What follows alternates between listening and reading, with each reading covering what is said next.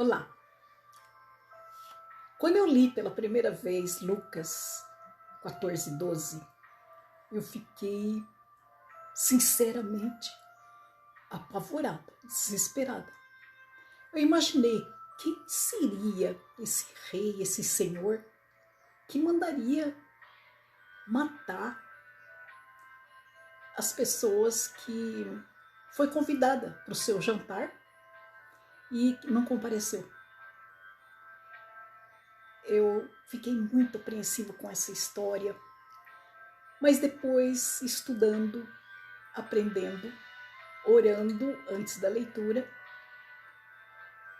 e ouvindo muitas outras histórias acerca do povo daquela época, eu vim aprender que naquela época, quando uma pessoa era convidada para ir num jantar, num almoço, qualquer tipo de refeição,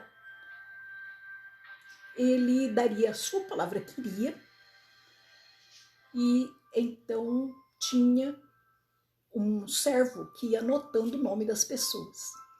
Quando estivesse bem próximo daquele jantar ou daquele almoço, esse mesmo servo viria com o segundo convite para convidar as pessoas para confirmação. Aqueles que dissesse que não poderia ir, ele riscava. Mas no segundo convite, as pessoas que disse que ia, o nome dele já estava lá, ele só passou para confirmar. A pessoa não podia mais dizer que não ia, porque a compra daquele almoço, daquele jantar, já tinha sido elaborada, já tinha sido feita, já tinha sido planejada. E naquela época não se jogava alimento fora. Não poderia sobrar nada, nem na panela, nem na mesa. Hoje, a nossa comida é farta, é muito. E ainda, quando termina aquele lá, ainda você pode chegar mais pessoas que as panelas tem muito lá ainda. E, infelizmente, ainda jogam fora. E naquela época não se podia sobrar, não podia jogar fora. Se sobrasse, se você fosse convidado naquela época para um jantar, eu vou falar jantar, para um jantar, e você não comparecesse, o seu alimento ia estar lá, ia ser jogado fora, porque era feito de acordo com as pessoas que compareceriam. E isso não podia ser feito, porque o dono da casa seria desconsiderado de todos os tipos. Ele não seria mais bem visto na sociedade. Ele não poderia mais ser considerado um bom negociante. Acabaria com a reputação dele. Era por isso que era feito o convite 2 vezes. A primeira ele passava fazendo o convite. Agora, aquelas pessoas que disseram, eu não posso ir porque eu comprei 5 juntas de boi e tenho que experimentar.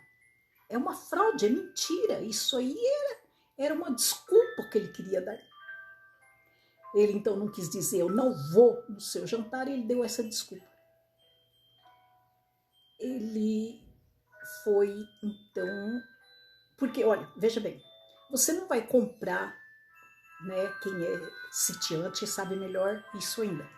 Não vai comprar 5 juntas de boi para depois experimentar. Você vai primeiro ver a junta de boi, você vai experimentar a junta de boi e vai ver se te serve ou não para depois você negociar, depois você comprar. Outro disse, eu me casei, eu não posso ir. Também é outra mentira. Porque naquela época, os homens não falavam de suas mulheres, o homem não falava de sua esposa. Era considerado uma coisa muito feia, muito ruim. As mulheres sempre eram escondidas. Ele então poderia até estar dizendo, eu vou ter relações com uma mulher da vida. Seria como se ele estivesse falando isso, porque eu me casei e por isso eu não posso ir. Ele usou outras palavras, mas isso não é verdade, porque naquela época não se falava da esposa, em canto nenhum, em hipótese alguma. E assim foi todas as desculpas que ele recebeu. Se você analisar bem, você pode perceber que não é verdade aquelas desculpas.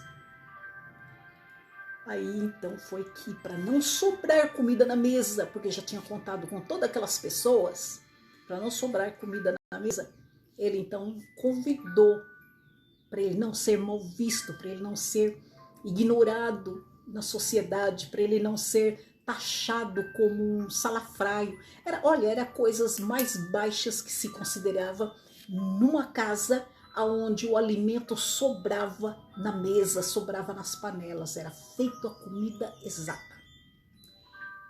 Então, por isso que diz que ele mandou matar, mandou fazer isso, aquilo, outro, com essas pessoas. E para não sobrar comida na mesa, para ele não ser mal visto na sociedade, ele então mandou que o seu servo fosse pela estrada e convidasse todas as pessoas que ele encontrasse. Todas as pessoas. Ele convidou e ainda ficou espaço na mesa dos convidados que não viriam. Ele então mandou ele ir pelas esquinas, pelas praças e trazer todos os coxos, aleijados, todos ali. Ele foi e convidou. E a história conta que quando ele chegou, né, para receber os convidados, para comer com eles, ele então encontrou uma pessoa que não estava com o traje adequado. Não é porque ele saiu pela praça convidando as pessoas que eles viriam de qualquer jeito, mão suja, sujo, entendeu? Ele tinha que se lavar, eles estavam sendo convidados para um banquete. Não importa a classe social dele.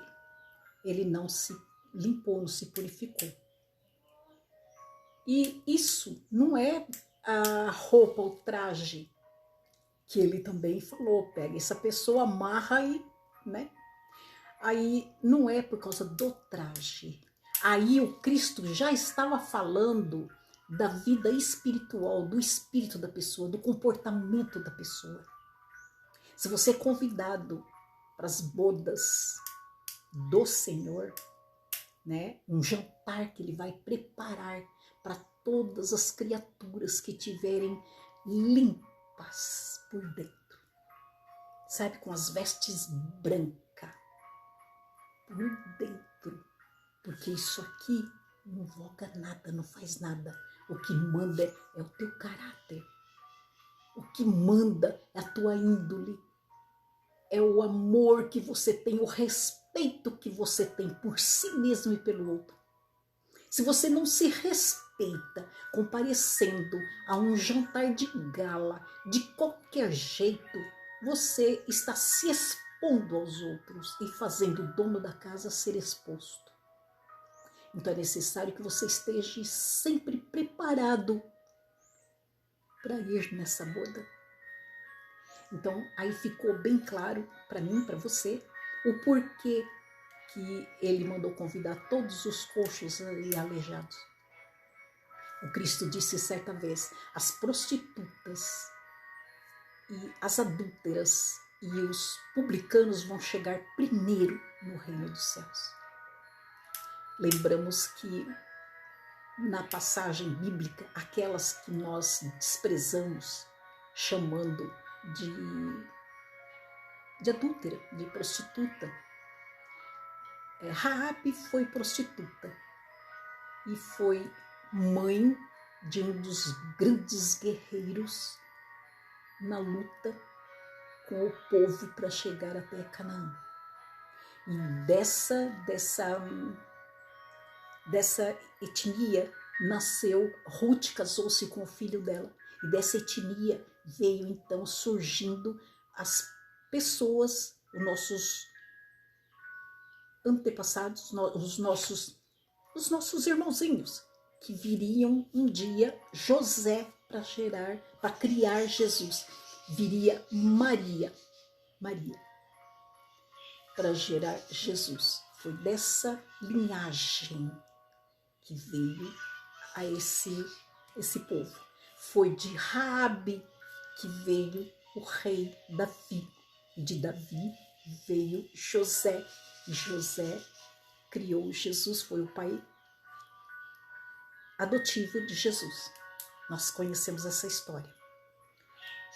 A adúltera foi a esposa de Davi, mãe de Salomão.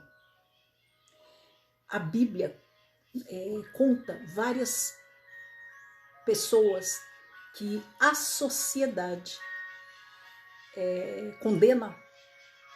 Elas são tidas na Bíblia como as eleitas. Maria foi mãe solteira. Agora não se toca mais nisso, agora não se fala mais. Isso agora é comum, mas naquela época era apedrejada uma mãe solteira. Ela era exposta e apedrejada.